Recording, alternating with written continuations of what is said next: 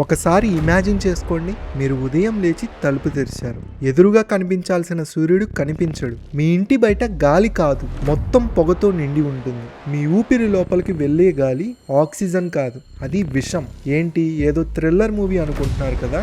అది ఢిల్లీలో ప్రస్తుత పరిస్థితి. ప్రపంచంలోనే అతిపెద్ద ప్రజాస్వామ్యమైన మన ఇండియా రాజధాని ఢిల్లీ ఈ రోజు ప్రపంచంలోనే శ్వాస తీసుకోవడానికి అత్యంత ప్రమాదకరమైన నగరంలో ఒకటిగా ఎందుకు మారింది? పీల్చే గాలి కూడా విషంగా ఎందుకు మారిందో, దాని వెనుకున్న నిజమేంటో ఈ వీడియోలో పిన్ టు పిన్ తెలుసుకుందాం. మీరు రోజు న్యూస్ చూస్తుంటారా? దాంట్లో ఢిల్లీలో ఈరోజు ఏక్యూఐ 400 దాటిందని చెప్తుంటారు. ఒకవేళ ఏక్యూఐ అనేది 500 రీచ్ అయితే అది చాలా ప్రమాదం అని అర్థం. అసలు ఏక్యూఐ అంటే ఏంటి? మనం పీల్చే గాలి మంచిదా లేదా ప్రమాదకరమా అని చెప్పేదాన్ని ఏక్యూఐ అంటారు. దాన్నే ఎయిర్ క్వాలిటీ ఇండెక్స్ అంటారు. బేసిక్గా ఈ స్కేల్ 0 నుంచి 500 దాకా క్వాలిటీని చెక్ చేస్తూ ఉంటుంది. ఒకవేళ 0 నుంచి 50 ఉందనుకో, ఆ గాలి చాలా మంచిదని మనం పీల్చుకోవచ్చు. ఒకవేళ 50 నుంచి 100 ఉంటే పర్వాలేదు, గాలి బాగానే ఉంటుందని. ఒకవేళ 100 to 200 ఉంటే కొంత సున్నితమైన వాళ్ళు మాత్రమే పీల్చాలని. ఒకవేళ ఇదే స్కేల్ 300 నుంచి 400 ఉంటే చాలా డేంజరస్, కొంచెం జాగ్రత్తగా ఉండడం తప్పదని చెప్తారు. అదే 400 నుంచి 500 ఉంటే ఇటు ఎమర్జెన్సీ, అసలు ఆ గాలి పీల్చడమే చాలా ప్రమాదకరం. ఇప్పుడు ఢిల్లీలో అయితే అప్పుడప్పుడు క్వాలిటీ అనేది 500 దాటుతుంది. మనం 400 ఉంటేనే దాన్ని విషంతో సమానంగా చూస్తాం. అసలు ఢిల్లీలో 500 దాటుతుంది అప్పుడప్పుడు. మరి ఇండెక్స్ అంటే ఆ ఏక్యూఐ కూడా దాన్ని కొలవలేకపోతుంది. Just imagine what is happening in Delhi. ఒక్కరోజు ఢిల్లీలో శ్వాస తీసుకుంటే ఏమవుతుందో తెలుసా? మీరు ఢిల్లీలో నవంబర్, డిసెంబర్ నెలల్లో ఉదయం బయటికి వెళ్ళారనుకోండి, మీ కళ్ళు మండుతాయి, గొంతు ఎండిపోతుంది, ఛాతిలో కొంచెం బరువుగా అనిపిస్తుంది, పిల్లలు దగ్గుతారు, వృద్ధులు ఊపిరి ఆడక ఆసుపత్రికి వెళ్తారు. ఇది ఒక్క రోజులో ఢిల్లీలో మీరు గడిపితే మీకు ఎదురయ్యే సమస్య. ఇలాగే ఒక వారం లేదా ఒక నెల, పోనీ సంవత్సరాలుగా అదే గాలి పీలిస్తే ఊహించుకోవడానికి భయంగా ఉందా? బేసిక్గా అదే ఢిల్లీ ప్రజల యొక్క జీవితం. ఢిల్లీలో గాలి పొల్యూట్ కావడానికి కారణం పొగ కనిపించడం కాదు, కనిపించని విషం. దాని పేరే PM 2.5. PM 2.5 అంటే పర్టిక్యులేట్ మ్యాటర్. 2.5 మైక్రోమీటర్స్లో అని అర్థం. మన జుట్టు కంటే 20 రెట్లు చిన్నగా ఉండే విష కణాలు. అవి కళ్ళకి కనిపించవు, మాస్క్ని దాటుకొని మరీ మన శ్వాసలోకి ప్రవేశిస్తాయి. ముక్కు లోపల ఆగవు, నేరుగా లంగ్స్ లోపలికి, ఆ తర్వాత రక్తంలోకి, అక్కడ నుండి మెదడులోకి ప్రవేశిస్తాయి. ఢిల్లీలో PM 2.5 స్థాయి ఎంత అంటే WHO లెక్కల ప్రకారం సేఫ్ లిమిట్ 1 క్యూబిక్ మీటర్ గాలిలో PM 2.5 ధూళికణాలు 5 మైక్రోగ్రాముల కంటే ఎక్కువ ఉండకూడదు. ఢిల్లీలో కొన్నిసార్లు అది 500 మైక్రోగ్రామ్స్ దాటిపోతుంది, అంటే 60 నుండి 100 రెట్లు ఎక్కువ. ఇది మామూలు విషయం కాదు, ఇది ఒక స్లో పాయిజనింగ్. ఇండియాలో చాలా సిటీస్లో ఇలాగే ఉన్నాయి. ముంబై, చెన్నై, కోల్కతా, బెంగళూరు, హైదరాబాద్. అయితే ఢిల్లీ ఎందుకు ప్రతిసారి పొల్యూషన్లో టాప్ ప్లేస్లో ఉంటుందంటే ఇది ఒక్క కారణం కాదు, దీనికి వేరియంట్ రీజన్స్ ఉన్నాయి. ఢిల్లీ అంటే ఒక బౌల్ లాంటిది. 3 వైపులా ఆరావల్లి పర్వతాలు ఉండడం వల్ల గాలి బయటికి పోవడానికి సరైన మార్గం లేదు. అందుకే ఒక్కసారి పొల్యూషన్ లోపలికి వస్తే అది బయటికి వెళ్ళే ఛాన్స్ జస్ట్ 10% మాత్రమే. అది అక్కడ చిక్కుకుపోతుంది. ఇంకొక పెద్ద డౌట్ ఏంటంటే ఇది కేవలం వింటర్ సీజన్లోనే ఉంటుందా అని మీరు అనుకుంటే యాక్చువల్గా కాదు. వింటర్లో పొగమంచు కారణంగా కనిపిస్తుంది, కానీ మిగతా సీజన్స్లో మాత్రం అది కనిపించకుండా అక్కడే ఉంటుంది. గాలిని విషంగా మార్చేది ఎవరు? మనం కాదా? మన వెహికల్స్, మన ఇండస్ట్రీస్, మన గవర్నమెంట్ పాలసీస్, దానికి తోడు మన నెగ్లిజెన్సీ. ఢిల్లీ పొల్యూషన్ ఒక న్యాచురల్ డిజాస్టర్ కాదు, ఇది మనమే తయారు చేసుకున్న man made disaster. Delhi pollution ఒక్క రోజులో వచ్చిన సమస్య కాదు, ఇది దశాబ్దాలుగా నిర్లక్ష్యం. ఈ గాలి ఎక్కడి నుంచి వస్తుంది, ఎవరి వల్ల వస్తుంది, ఎవరి బాధ్యత వహించాలి అంటే 1970 నుండి 80లో ఢిల్లీ అంటే ఇప్పట్లాగా కాంక్రీట్ అడవి కాదు. జనాభా తక్కువ, వెహికల్స్ తక్కువ, లిమిటెడ్ ఇండస్ట్రీస్ ఉండడం వల్ల ఆ రోజుల్లో ఢిల్లీ గాలి పర్ఫెక్ట్ కాకపోయినా శ్వాస తీసుకునే స్థాయిలో ఉండేది. పిల్లలు బయట ఆడేవారు, అడల్ట్స్ మార్నింగ్ వాక్కి వెళ్ళేవారు.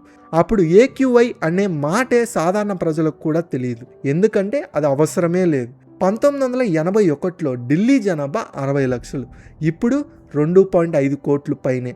అంటే ఈ 40 సంవత్సరాల్లో 4 రెట్లు పెరిగింది. జనాభా పెరగడం తప్పు కాదు.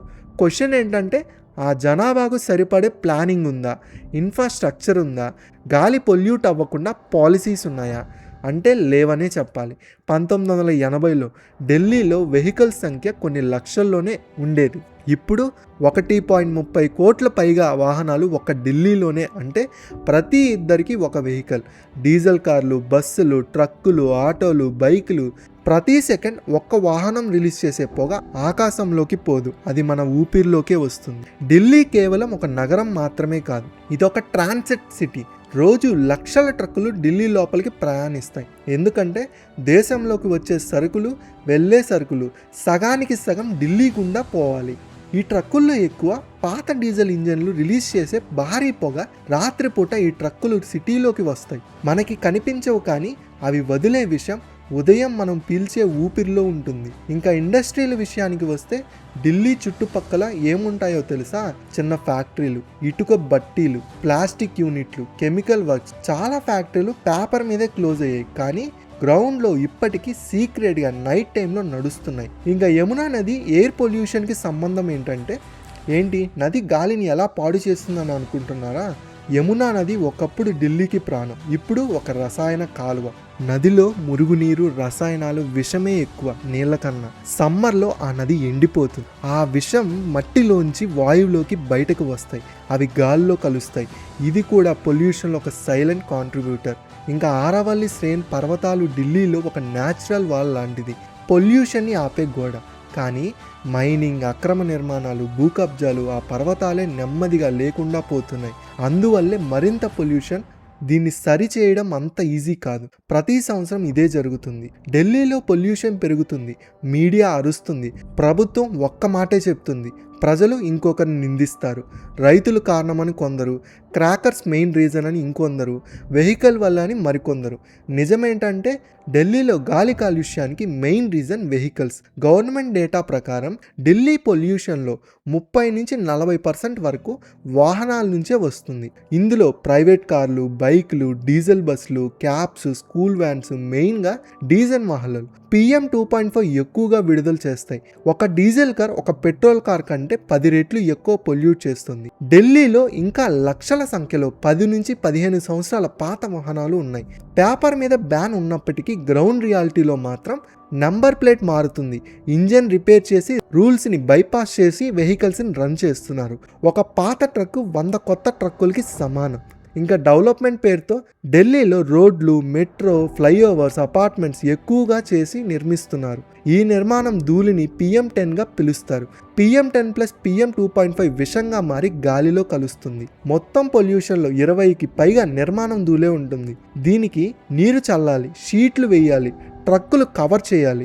మీకు ఒక సీరియస్ కామెడీ విషయం చెప్తా వినండి. ఢిల్లీ AQIని కొలిచే ప్లేస్లో మాత్రమే, అంటే అవి పనిచేసే ప్లేస్లో మాత్రమే వాటర్ని చల్లుతారు. కావాలంటే ఈ వీడియో చూడండి. ఢిల్లీ మొత్తం చల్లాలంటే ఎక్కువ ఖర్చు, పని పెరుగుతుంది. అదే మీటర్కి చల్లి జనాల్ని పిచ్చోళ్ళు చేయడానికి ట్రై చేస్తుంది. ఒక ఇండస్ట్రీస్ విషయానికి వస్తే ఢిల్లీలో పెద్ద ఫ్యాక్టరీలు తక్కువ, కానీ చుట్టుపక్కల ప్రాంతాల్లో మాత్రం కొన్ని వేల చిన్న చిన్న యూనిట్లు ఉన్నాయి. ఇటుక బట్టీలు, ప్లాస్టిక్ యూనిట్లు, కెమికల్ ఫ్యాక్టరీలు, డైయింగ్ యూనిట్లు.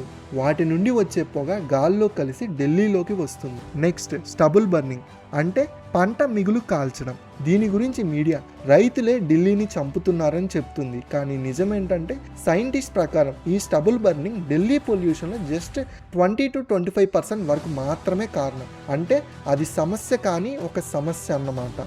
ఇంకో నిజం ఏంటంటే రైతులు కావాలని కాల్చడం లేదు, టైం లేదు, మిషన్స్ లేవు, డబ్బు లేదు, సిస్టమ్ ఫెయిల్యూర్. రైతు ఎలా విక్టిమ్ అవుతాడు. ఇంకా క్రాకర్స్, దీపావళి రోజున ఒక్క రాత్రిలో AQI పెరుగుతుంది, అది నిజం. కానీ ఆ ప్రభావం 2-3 రోజులు మాత్రమే ఉంటుంది. ఆ తర్వాత పొల్యూషన్ తగ్గాలి, కానీ ఢిల్లీలో తగ్గదు. అంటే క్రాకర్స్ ఒక ట్రిగర్ మాత్రమే, మూల కారణం కాదు. క్రాకర్స్ లేకపోయినా ఢిల్లీ గాలి స్వచ్ఛం కాలేదు. ఇంకా డీజిల్ జనరేటర్లు. ఇండస్ట్రియల్ సెక్టార్లో పవర్ కట్ వస్తే ఏం చేస్తారు? Diesel generator, malls, hospitals, apartments, vending mills, wedding halls. ఈ జనరేటర్లు ఫిల్టర్ లేకుండా విషాన్ని వదులుతాయి. ఇవి ఎవ్వరికి లెక్కలో కూడా కనిపించవు, కానీ గ్రౌండ్ రియాలిటీలో ఉంటే చలికాలంలో టెంపరేచర్ ఇన్వర్షన్ వల్ల గాలి పైకి వెళ్ళదు. దీనివల్ల పొల్యూషన్ భూమి దగ్గరికి మనుషుల మధ్య ఉండిపోతుంది. సింపుల్గా చెప్పాలంటే వెహికల్స్ నుంచి 30-40%, నిర్మాణ ధూళి 20%, ఇండస్ట్రియల్ నుంచి 15-20%, స్టబుల్ బర్నింగ్ నుంచి 20-25%, క్రాకర్స్ ఇంకా బోనస్సే.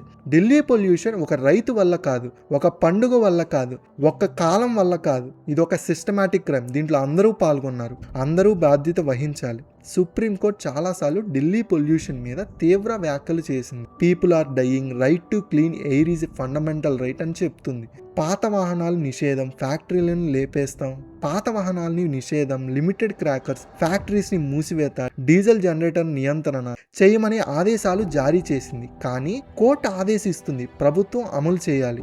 ఇక్కడ చైన్ బ్రేక్ అయింది, న్యాయం ఫెయిల్ అయింది, బయట గాలి చెడిపోయింది. ఇంకా GRA ఫోన్ అంటే గ్రాండెడ్ రెస్పాన్స్ యాక్షన్ ప్లాన్ విషయానికి వస్తే పేరు పెద్దది, ఫలితం చిన్నది.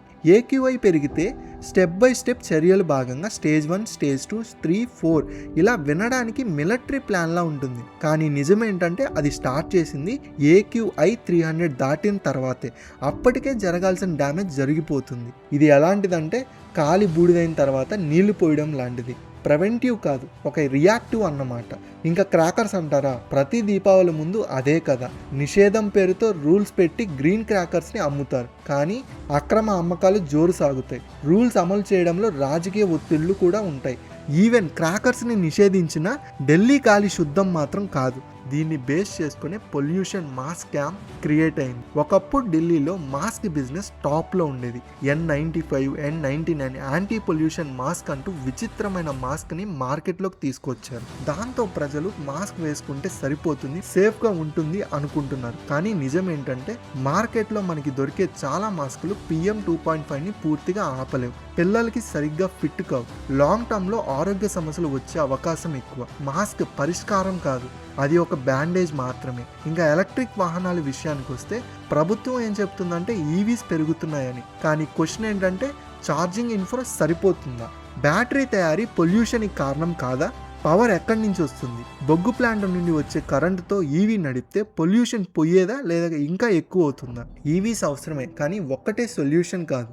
ఢిల్లీ గవర్నమెంట్ ఏమో పంజాబ్ రైతులే దీనికి కారణమని చెప్తుంది. పంజాబ్ గవర్నమెంట్ ఢిల్లీ వెహికల్స్ వల్లే ఇలా జరుగుతుందని చెప్తుంది. ఇంకా హర్యానా గవర్నమెంట్ అయితే ఇండస్ట్రీస్ ఢిల్లీలో తప్ప మా దగ్గర లేవని చెప్తారు. పొల్యూషన్ మాత్రం అందరినీ చంపుతుంది. పొల్యూషన్ రాష్ట్ర సరిహద్దులు చూడదు, కానీ రాజకీయాలు మాత్రం బాగా చూస్తాయి. పాలసీలో ఒక పెద్ద లోపం ఏంటంటే ఢిల్లీ పొల్యూషన్ పాలసీస్లో లాంగ్ టర్మ్ కాదు, తాత్కాలిక నిషేధాలు, సీజనల్ చర్యలు, ఇమేజ్ మేనేజ్మెంట్. కానీ సిటీ డిజైన్ మారలేదు, ట్రాన్స్పోర్ట్ సిస్టమ్ మారలేదు, ఇండస్ట్రీ మోడల్ మారలేదు. అందుకే ప్రతి సంవత్సరం అదే కదా. సూటిగా చెప్పాలంటే పాలసీస్ ఉన్నాయి, కోర్టులు ఉన్నాయి, రెగ్యులేషన్స్ ఉన్నాయి, కానీ అమలు చేసే రాజకీయ నాయకులకు మాత్రం ధైర్యం లేదు. దానికి ప్రజలు సహకరించలేదు. ఇది ఏ ఒక్కరి ఫెయిల్యూర్ కాదు, ఇది సిస్టమ్ ఫెయిల్యూర్. పాలసీలు ఉన్నా గాలి ఎందుకు బాగోలేదు? ఎందుకంటే మన లక్షణాలు చికిత్స చేసాయి, కానీ వ్యాధిని తొలగించలేదు. ఈ పొల్యూషన్ మన శరీరంపై ఎంత భయంకరంగా ప్రభావితం చూపిస్తుందో మీరు ఇంకా ఊహించుకోలేరు. ఒక మనిషి రోజు సిగరెట్ తాగితే అది ప్రమాదం అంటాం కదా, అయితే ఢిల్లీలో పుట్టిన ఒక్క పిల్లోడు రోజు శ్వాస తీసుకుంటే అది కూడా అదే స్థాయి ప్రమాదం అని తెలుసుకోండి. ఇది నేను చెప్పే మాట కాదు, ఇది సైంటిస్టులు చెప్తున్న నిజం. మన శరీరంలో గాలితో నేరుగా కొలాబరేట్ అయ్యేది ఒక్కటే అవయవం, అదే లంగ్స్, ఊపిరితిత్తులు. ఢిల్లీ గాలిలో ఉన్న PM 2.5 కణాలు నేరుగా లంగ్స్లోకి వెళ్తాయి. ఇంకా ఢిల్లీలో ఉన్న పిల్లల లంగ్స్లో ఏ వ్యాధులు ఉన్నాయో తెలుసా? ఆస్తమా, బ్రాంకిటిస్, దీర్ఘకాలిక దగ్గు, శ్వాస సమస్యలు, ఇలా చెప్పుకుంటూ పోతే చాలా ఉన్నాయి. ఢిల్లీ పిల్లల లంగ్స్ ఒక చైన్ స్మోకర్ లంగ్స్ కన్నా చాలా డేంజరస్ అని నేను చెప్పట్లేదు, సైంటిస్టులే చెప్తున్నారు. ఒక గర్భిణీ మహిళ ఢిల్లీలో ఉంటే ఆమె పీల్చే గాలి నేరుగా గర్భంలో ఉన్న బిడ్డకే చేరుతుంది. అందువల్లే తక్కువ బరువుతో పిల్లలు ముందే పుట్టడం, లంగ్ డెవలప్మెంట్ బలహీనత, జీవితాంతం శ్వాస సమస్యలు. కొంతమంది పిల్లలకి పుట్టినప్పటి నుంచి ఇన్హేలర్స్ వాడాల్సి వస్తుంది. వాళ్ళు తప్పేంటి? పాపం వాళ్ళు పుట్టింది ఢిల్లీలోనే. చాలామంది అనుకుంటారు పొల్యూషన్స్ అంటే లంగ్స్ సమస్య మాత్రమే అని. కాదు, PM 2.5 రక్తంలోకి వెళ్ళి గుండె మీద కూడా దాడి చేస్తుంది. డాక్టర్లు చెప్తున్న దాని ప్రకారం ఢిల్లీలో హార్ట్ అటాక్, స్ట్రోక్స్ ఆకలి మరణాలు విపరీతంగా పెరుగుతున్నాయి. పొల్యూషన్ వల్ల రక్తనాళాలు గడ్డపడతాయి. మనలో చాలా మందికి తెలియని విషయం ఏంటంటే PM 2.5 బ్లడ్ బ్రెయిన్ బేరియర్ని దాటగలదు, అంటే మెదడులో కూడా చేరుతుంది. అందువల్ల పిల్లల్లో కాన్సన్ట్రేషన్ తగ్గుతుంది, నేర్చుకునే సామర్థ్యం తగ్గిపోవడం, మెమరీ లాస్ అవ్వడం, యాంగ్జైటీ ఎక్కువైపోవడం, ఇలా చాలా సమస్యలు వస్తూ ఉంటాయి. లాంగ్ టర్మ్లో పొల్యూషన్కి ఎక్స్పోజ్ అయితే అల్జీమర్ కూడా వచ్చే ప్రమాదం ఉంది. అంటే అది శరీరాన్ని మాత్రమే కాదు, మన ఆలోచనల్ని కూడా చంపుతుంది. ఢిల్లీలో ఉన్న వాళ్ళు చాలా కామన్గా చెప్పే విషయం ఏంటంటే కళ్ళు మండుతున్నాయి, కళ్ళల్లో నుండి నీళ్లు వస్తున్నాయి, చర్మం పొడిగా ఉంది, అలర్జీ అవుతుందని. ఇది చిన్న సమస్య కాదు. గాలిలో ఉండే కెమికల్స్ మన చర్మం మీద పడినప్పుడు చర్మం మన శరీరంలోనే అతిపెద్ద అవయవం, అదే దెబ్బతినిందంటే శరీరం కూడా చాలా తీవ్రంగా దెబ్బతింటుంది. లాంగ్ రన్లో ఈ విషం గాలి పీలిస్తే లంగ్ క్యాన్సర్, బ్లడ్ క్యాన్సర్, ఇతర రకాల క్యాన్సర్ పెరిగే అవకాశం ఉందని WHO స్పష్టంగా చెప్పింది. ఎయిర్ పొల్యూషన్ ఈజ్ ఏ కార్గోనిజిన్, అంటే ఇది క్యాన్సర్కి కారణం. ఇది ఒక్క రోజులో కనిపించదు, ఇది సంవత్సరాల తర్వాత ప్రాణం తీస్తుంది. ఢిల్లీలో ప్రతి సంవత్సరం లక్షల మంది పొల్యూషన్ కారణంగా అకాల మరణాలు చెందుతున్నారు. ఒక్కసారి ఆలోచించుకోండి, ఒక నగరం తన ప్రజలు నెమ్మదిగా చంపుకుంటూ నడుస్తుంది, కానీ ఢిల్లీ ప్రజలు మాత్రం ఇది మన లైఫ్ స్టైల్లో ఇమిడిపోయిందని అనుకుంటున్నారు. అలా అలవాటు పడడం సొల్యూషన్ కాదు, అలవాటు పడడం అంటే ఓడిపోయినట్టే లెక్క. ఇది ఒక వ్యక్తి సమస్య కాదు, ఇది ఒక తరం సమస్య, ఒక నగరం భవిష్యత్తు సమస్య. ఢిల్లీలో పుట్టిన పిల్లలు ఇంకా స్వచ్ఛమైన గాలిని ఎప్పుడూ చూడకపోవచ్చు. అదే కానీ జరిగితే ఈ దేశానికి అదే అవమానం. ఇది ఢిల్లీ కథ మాత్రమే కాదు, ఇది హైదరాబాద్, బొంబాయి, బెంగళూరు లాంటి కథ కూడా. ఈ వీడియో చూసి కూడా మీరు మౌనంగా ఉంటే ఈ నేరంలో మీరు కూడా భాగం పంచుకుంటారు.